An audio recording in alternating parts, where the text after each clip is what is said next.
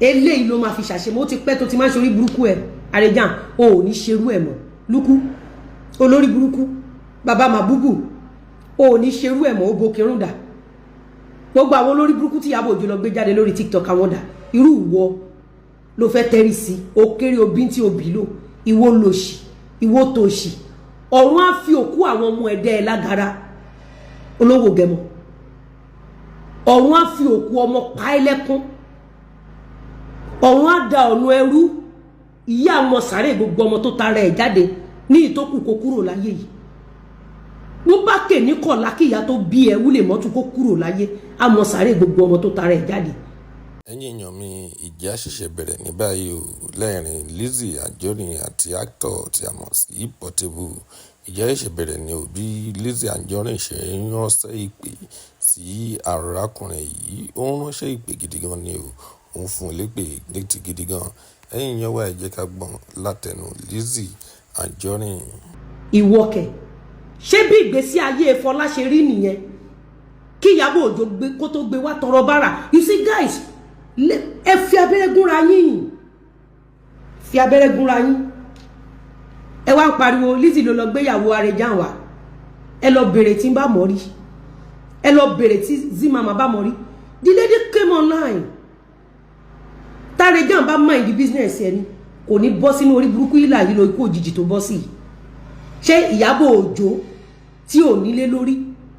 ìwọ náà gbọ́ nǹkan tó sọ ó ní Ìyábọ̀ Òjó ti ṣe sinimá tèmídà ó lọ́mọ tèmídà ọmọ òjò ọmọ lọ ó máa kú fún mi jayé ni Àrẹ̀jàn Lukman olówó gẹ̀mọ́ ó máa kú fún mi jayé ni ọmọ bíbí inú wúlè mọ́tù ó máa kú fún mi jayé tọmọtọmọ ẹni ó ò ní rógòlù ó ò ní rọmọ sí ẹ ó máa ráre kú ó máa ní stroke ó máa tọrọ bára lẹ́gbẹ̀ẹ́ títí ó máa sọnà ní kúri èmi ò ń tètè dá yín lóhùn máa fẹ́ kẹ́ serve wo ewu tí máa fún ẹ ó máa gbóògùn jẹ ni ó mọ̀ pé táṣírí ìyá ọmọ ẹ ò bá jáde ọjọ́ tó ti ganu sí làwọn òórùn ẹ ti délùú ńlá ìwọ lórí burúkú abímọ máa wọ alákìísà ìwọ lòṣì ó mú odidi graduate ó bá tiẹ̀ jẹ́ ó bàrìn àjò ẹ̀ jẹ́ olórí burúkú onídòkúdò ó wá ń gbóbìnrin wá kálídì yẹn mọ́nú ilé pẹ̀lú oyún oṣù mẹ́jọ ó ní jẹ́yàn Àrẹ̀jàn ó máa ráre kú ó máa tàràkà kú ni ó wá gbẹnu sí máìkì ó wá ní kó gbọ́mọ wá fún DNA àwa náà máa mú oní DNA tẹ̀lé lédi yẹn tí gbogbo ẹ̀ máa zẹ̀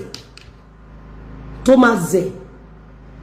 Àrẹ̀jàn fọ̀dí ṣé graduate lẹ́nu ìṣó ṣé graduate lẹ́nu ìṣó ṣé graduate lẹ́nu ìṣó imagine picking up a graduate irú ìwọ ó tọ́ sí irú ìwọ ọ̀rọ̀ Lizzy tọ́ sẹ́nu ẹ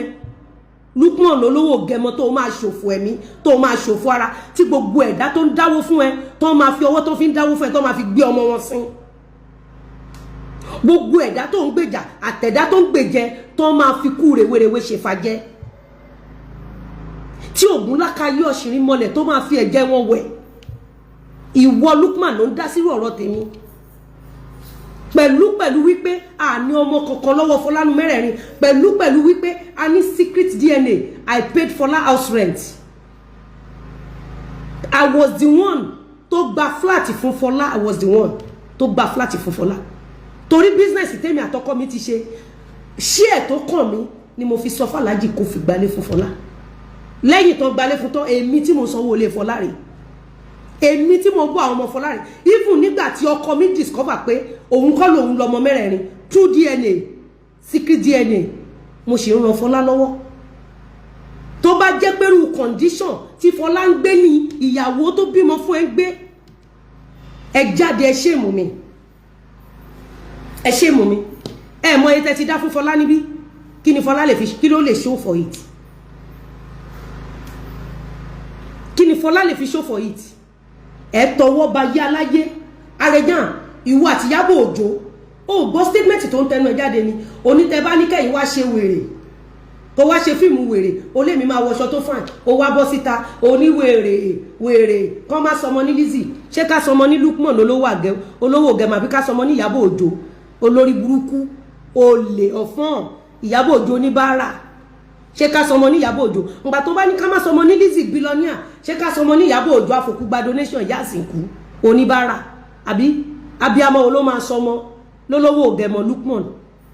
abiyamọ wo ló lè tọ́ka sí ẹ pé òun gbàdúrà kó òun bírù wọ lọ́mọ mo ń bọ̀ wá fún ẹ léwì tó máa kú tó máa gbóògùn jẹ two fact ni wàá tún ṣẹ̀wọ̀n lé lórí ìwọ́kẹ̀ graduate lọ́mọ yẹn tó serve rightful letters will be sent to rightful offices àyíwọ́kẹ̀ ìwọ òkèrè òbí tí òbí lò ìwọ mo máa ṣe wì fún ẹ tó máa dùn orí pé material ti ẹ worst orí pé Ìyábọ̀ Òjó ti sìnkú ọmọ orí pé ayé Ìyábọ̀ Òjó ti bàjẹ́ Ìyábọ̀ wá háyà ẹ fẹ́ fi cinema movie ẹ fẹ́ fi rídíkù ni ṣọ́ràn nìyàn fi ń ya movie ṣé ọ̀ràn ni kí n gbégbá bára bíi titi yín ọ̀ràn ni kí n máa ranjú bí Ìyábọ̀ Òjó kí n lọ fòkú ọmọ ọlọ́mọ gba donation ṣọ́ràn ni kí n lọ máa yọ àwọn ọmọ ọlọ́mọ kúrò lé ọ̀gá wọn bí Ìyábọ̀ Òjó ṣe lọ yọ Mohbad kúrò lé Naira Marley ṣọ́ràn ni kí n jọ yín lọ máa bá yín wéèsì àwọn ọmọ ọlọ́mọ bẹ́ẹ̀ ṣe wéèsì Mohbad ọ̀ràn ni kí n máa bá yín parọ́ mọ̀yàn bẹ́ẹ̀ ṣe parọ́ ikú tẹ́ ẹ parọ́ pé Naira Marley ló pa ọmọ ọlọ́mọ ṣé ọ̀ràn ni kí n máa bá yín jí lọ lé ọmọ ọlọ́mọ tẹ́ ẹ pa tẹ́ ẹ lọ kó kámẹ́rà lé ẹ̀ káyé má bàa mọ̀ pé ilẹ̀ pa ṣọ́ràn ni kí n jọ yín nínú irú ìwà bẹ́ẹ̀ ò ní jẹ́ èèyàn Lukman olówó gẹmọ ò ní jẹ́ ìwà tí Ìyábọ̀ Òjó ọ̀run máa fi kú ọmọ dá yín lágara irú ìwọ ó kéré obí tí ó bí lò ìwọkẹ̀ Zimama monitor lady yẹn jọ ẹ post account ẹ ohun tí Ìyábọ̀ Òjó ṣe fún Fọlálàwá náà máa ṣe fún ẹ Arejan ó ti rí Júdásì ní o máa pokùnso ní Arejan wọ́n ní one for all for one. This is what I was talking about Baba Ijesha's case. Arejan ohun tó tẹ́ ẹ ṣe fẹ́nu ìṣó la máa ṣe fún ìyàwó ọmọ ẹ a máa dáwọ́ fún níbí.